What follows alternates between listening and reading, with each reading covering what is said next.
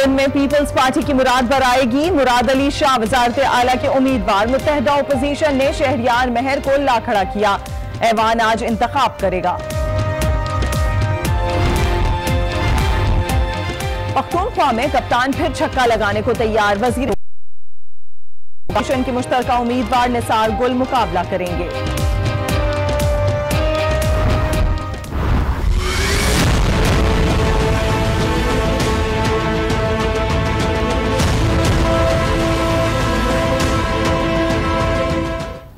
पंजाब का स्पीकर कौन होगा, फैसले का दिन आ गया। तहरीक इंसाफ चौधरी परवेज इलाही को लाने के लिए पुराजी। नून लीग भी चौधरी ले आई। इकबाल गुज्जर सामना करेंगे। डिप्टी स्पीकर के लिए दोस्त मजारी और वारिस का आलू मद्दे मुकाबिल। सख्त मुकाबला मुतवक्के।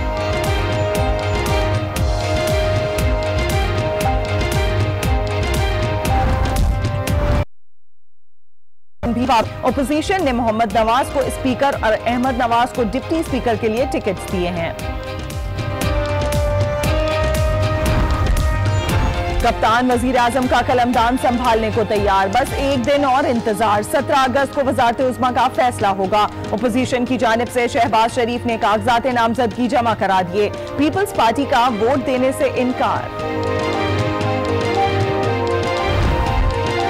गुड्डू से कोयटा आने वाली बिजली की मेन ट्रांसमिशन लाइन ट्रिप कर गई। बलूचिस्तान के 9 अजला को बिजली की फराहमी मुअत्तल।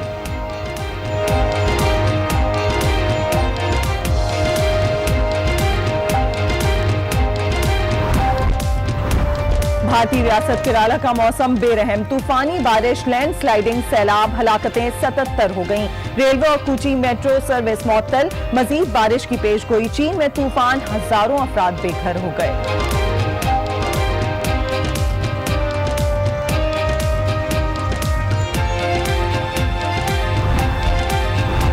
साबिक भारतीय वजीर आजम अटल बिहारी वाजपेयी की तबीयत खराब। दिल्ली के अस्पताल में वेंटिलेटर पर मुंतकिल कर दिया गया।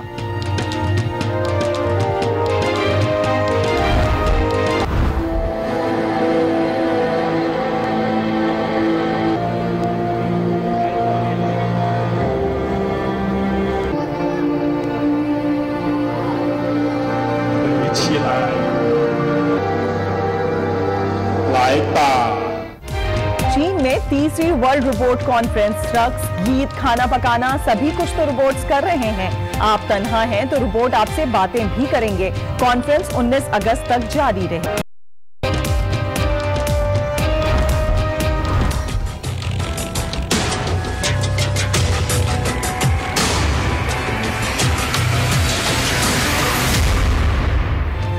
ईद कुर्बान की आमद सुन्नत इब्राहिमी की तकमील के लिए जानवरों की तलाश। मंडियों में भाव ताव। कुर्बानी के जानवरों के नाज नखरे।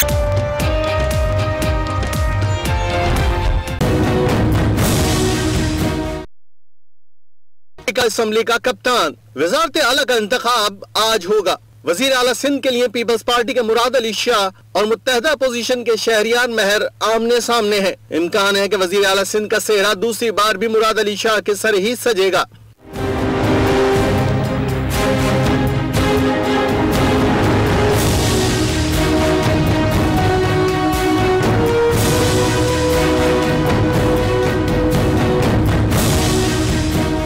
खैबर पख्तूनख्वा की वजारत आला के लिए मुकाबला होगा कप्तान के महमूद खान और अपोजिशन के निसार गुल में।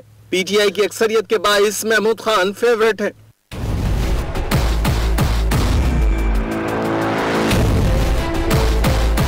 पंजाब असेंबली में आज फिर है गर्मा गर्म इजलास का इम्कान। स्पीकर और डिप्टी स्पीकर का चुनाव होगा।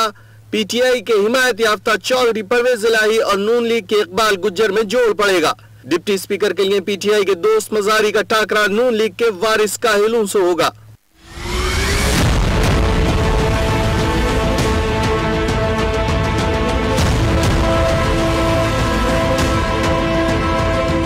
बलूचिस्तान असेंबली के स्पीकर और डिप्टी स्पीकर का इंतखाब भी आज होगा। बलूचिस्तान अवामी पार्टी और इत्तेहाद पीटीआई के सरदार बाबर मूसा-खेल को उम्मीदवार नामजद किया है। एमएमए और बीएनपी की जानिब से स्पीकर के लिए मोहम्मद नवाज खान और डिप्टी स्पीकर अहमद नवाज को नामजद किया गया है। आपको बताएं, सूबाई असेंबली में स्पीकर और डिप्टी स्पीकर के इंतखाब के बाद वजीर आला सिंध का इंतखाब आज किया जाएगा। पीपल्स पार्टी के मुराद अली शाह और अपोजिशन शहरियार महर नामजद किए गए हैं। और खैबर पख्तूनख्वा में भी सूरत हाल हम यही देख रहे हैं कि खैबर पख्तूनख्वा असेंबली में भी कल हमने देखना है, वहां से हमें ज्वाइन करेंगे हमारे नुमाइंदे शाहबुद्दीन, जबकि कराची से ज्वाइन किया वकास खान ने। पहले चलते हैं कराची, जहां पर वकास खान मौजूद है। वकास खान बताइएगा, आज वजीर आला मुंतखब किया जाना है, क्या सूरत हाल देख रहे हैं सिंध असेंबली में? जी सादिया, बिल्कुल आज का काफ़ी अहम इजलास है क्योंकि कायदे ऐवान को आज मुंतखब किया जाएगा। गुज़िश्ता रोज़ पीपल्स पार्टी की जानिब से जो कागजात जो हैं जमा कराए गए थे कायदे ऐवान के लिए, और अपोजिशन की जानिब से शहरियार महर ने कागजात जो है जमा करवाए थे। गुज़िश्ता रोज़ हमने देखा जो स्पीकर और डिप्टी स्पीकर के लिए जो राय शुमारी हुई थी वो खुफिया राय शुमारी थी। अलबत्ता आज इस तरह से नहीं होगा। खुफिया जानिब से जब नाम पुकारे जाएंगे तो 2 ग्रुप्स में जो अरकान है वो तकसीम हो जाएंगे और हेड काउंट के ज़रिए जो उनके वोट जो है कास्ट किए जाएंगे। जिसको ज़्यादा वोट मिलेंगे वही कायदे ऐवान मुंतखब कर लिया जाएगा। इस तरह से आज का सेशन जो है काफ़ी आसान भी है। गुज़िश्ता रोज़ हमने देखा काफ़ी खुश उसलूबी के साथ जो पोलिंग का अमल हुआ था और बआसानी स्पीकर और डिप्टी स्पीकर को मुंतखब कर लिया गया था। तो आज भी इसी तरह से लगता यही है कि इसी तरह से मामला सामने आएंगे। अरकान तकरीबन 10 बजे का वक्त दिया गया था, 10 बजे बज चुके हैं और अरकान जो सिंध असेंबली के जो है वो आना शुरू हो गए हैं। आपसे कुछ देर के बाद आना शुरू हो गए हैं। आपसे कुछ देर के बाद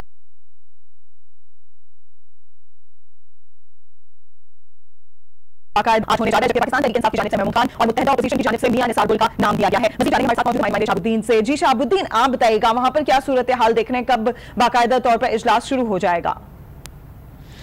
सादिया गौस, या खैबर पख्तूनख्वा असम्बली में कायदे-ए-वान के इंतखाब के लिए असम्बली सेक्रेटरीट की तरफ से 11 बजे का टाइम दिया गया है। और कल जब खैबर पख्तूनख्वा असम्बली के स्पीकर का इंतखाब हुआ तो स्पीकर ने डिप्टी स्पीकर के इंतखाब के बाद शेड्यूल का ऐलान कर दिया और कल ही उनके लिए कागजाती नामजदगी जमा किए गए हैं। और फिर बाद में स्पीकर ने ऐलान किया कि 11 बजे यहाँ पर कायदे-ए-वान का इंतखाब होगा और 11 बजे असम्बली हाल के दरवाजे बंद किए जाएंगे और उसके बाद जो भी मेंबर बाहर रह गया उसको अंदर आने की इजाजत नहीं होगी।